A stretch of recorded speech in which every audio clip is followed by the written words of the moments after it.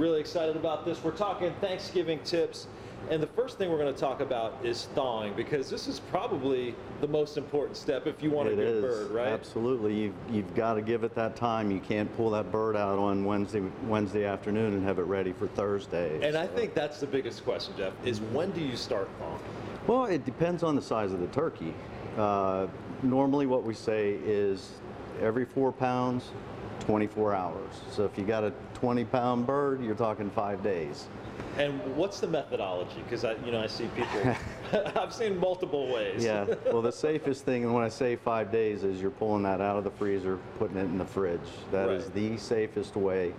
You see people that are taking it out of the freezer and putting it right in the oven, not a good idea.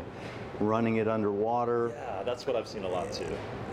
You can to an extent, but I really would like to avoid that. Right. Anytime you've got the time cut out in the week before, do it in the fridge. It is the safest way. Okay, so once you think it's thawed, how do you actually know? Do you have to put a temperature gauge in? At what point do I know? Cut it open.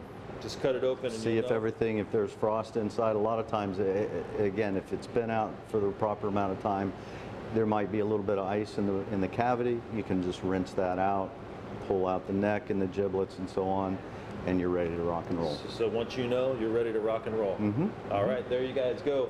Thawing tips from Jeff Hadley.